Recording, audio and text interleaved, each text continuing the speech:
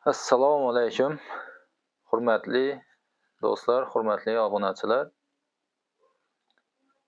Bugun mana shu blogerchilik to'g'risida gaplashamiz.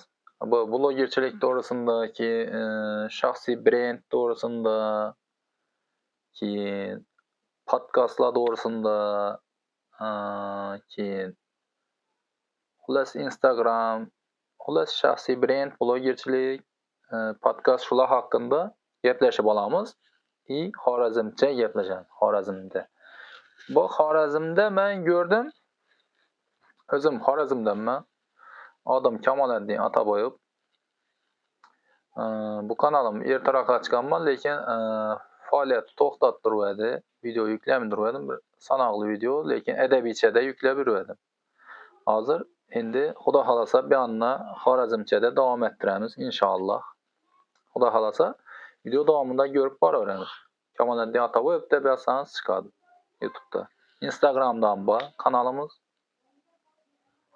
Undan Kamoliddin Ataboyev deb yozsangiz chiqadi. Profillar bor, bir-ikki profil bor. Shunda ham bozor narx-navo ham bor. Keyin yana boshqalar ham bor. Siz do'stlar boshlaymiz. Videomizni boshlaymiz, davom qildiramiz. Xudo xolasa qo'ldan kelgancha. Blogerchilikni boshlashdan oldin nima etish kerak? Birinchi nima kerak bo'ladi? Ko'pchilik o'ylaydi, iPhone telefon olishim kerakmi? Yo bo'lmasa S24, 25 Ultra olsammi deb. Yo bir kamera olsammi deb. Yo'q, kerakmaydi.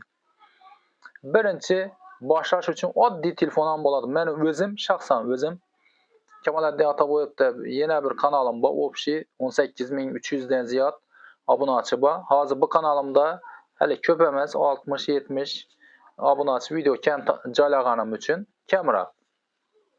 Arka kanalimda 18300 dan ziyod obunachi bor.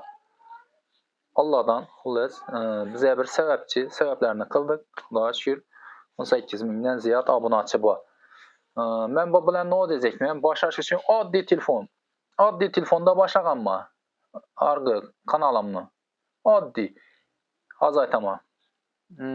Redmi A7 degan telefonni ishlatib boshlaganman. 4000 rubl olganman shu telefonni. Rossiyadan 2020-yil 4000 rubl sotib olganman shuni. Etiga 4000 rubl. Shu telefonda birinchi videolarimni shu telefonda olib joylaganman. Keyin S9 Plus sotib olganman. Undan joylab berdim-ki, hozir S9 Plus emas, boshqa telefon Vivo V29 mi shunday degan 3,5 million oldim. Buni bultir oldim, 1 yil bo'ldi. Shu telefonni ishlatib turibman hozir. Men bu bilan nima deyapman? Blogerchilikni boshlashingiz uchun iPhone yo bir S25 Ultra shart emas. Oddiy normalniy, kamerasi normalniy, ovoz normalniy yozadigan bo'lsa bo'ldi. Keyin mikrofon ham. Xolasangiz mikrofon oling. Eng nasi bir oddiyroqi ish men o'zimki 450-500 ming so'mlik mikrofon ish. Mana. Shunday xiyla. Mana. Shundayna. İçində 3 nəsə var. Telefonda durdu. Biri onda. Birina zapas. 2 adama eləsə болады. Shunday. Serkan 500 ming so'm olib qo'yman shuni. Shunda hali xudo xolasa yana yaxshilari bor. Buni mikrofonni 3 millionliklari bor. Общем, chotki yozadi. Bu sadabdan bo'lib turadi. Ajoyib. Xullas, keyingi nelardan olib boraveramiz xudo xolasa. Ana tushundingizlar, boshlash uchun oddiy telefon, normalniy kamerasi.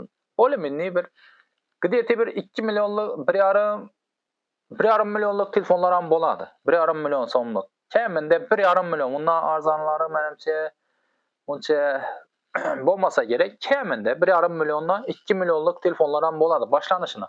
Masalan, menda telefon yo'q-ku deganlar uchundanmi? Keyin ham yo'nalish tanlab olasiz. Yo'nalish tanlab olishingiz kerak. Nechki yo'nalishdan ketasiz. Shuni tanlab oling. Nechik masalan, bozor narx-navomi, kiyim-kechakmi, keyin shunday blogerchilikni o'rgatjakmisiz, motivatorchilikni yoki bo'lmasa usta bolsanız ustaçılığınızı yürütüp barsanız boladı. Oktuçu bolsanız oktuçılıkны mesela ingilis dili, fransız farkı yok.